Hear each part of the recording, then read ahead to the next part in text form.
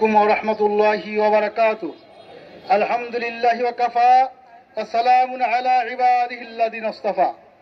আজকের এই বিশাল বিক্ষোভ সমাবেশের সংগ্রামী সভাপতি মোহতারাম মহানগরী আমির, মোহতারাম একান্ত শ্রদ্ধেয় কেন্দ্রীয় এবং মহানগরী নেতৃবৃন্দ, সম্মানিত ভাইয়েরা, সাংবাদিক বন্ধুগণ, আমরা ইতিমধ্যে লক্ষ্য করেছি ইসরায়েল যে বর্বরোচিত হামলা শুরু করেছে এবং একে একে নিহত সংখ্যা বেড়েই চলেছে।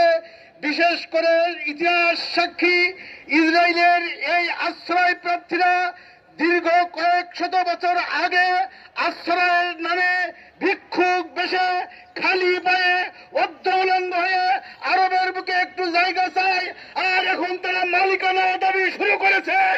এই মালিকানা দাবির প্রেক্ষিতে যেভাবে তারা সাম্রাজ্যবাদী আধিপত্যবাদী ভূমিকায় অবতীর্ণ হয়ে আমাদের মা বোনদেরকে, গাজাবাসীদেরকে নিষ্পেষিত করে হত্যা করা শুরু করেছে, তার মোকাবেলায় আজ গোটা বিশ্ব বুঝে উঠেছে।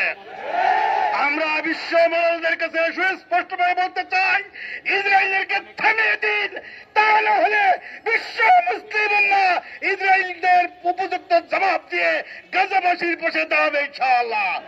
আর আল্লাহ রাব্বুল আলামিন ঘোষণায় দিয়েছেন, সাইয়ুহজামুল জামউ ওয়া ইউওয়াল্লুনা দুবুর। অবশ্যই ইসরায়েলের যত শক্তি থাকুক, স্বৈরাচারদের সকল শক্তি অবশ্যই নিশ্চিহ্ন হবে, পিছিয়ে হটতে, পালিয়ে যেতে বাধ্য হবে ইনশাআল্লাহ।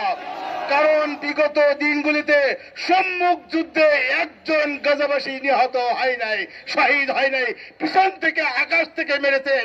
অতএব গাজাবাসী মুসলিম মুজাহিদ ভাই বোনদের, শিশুদেরকে সম্মুখ যুদ্ধে আপনি একজনকে হত্যা করতে পারেন নাই, শহীদ করতে পারেন নাই, ভবিষ্যতে পারবেন না। ইয়ালামুল্লাযীনা যালামু আইয়া মুনকালাবি ইয়ানকালিবুন।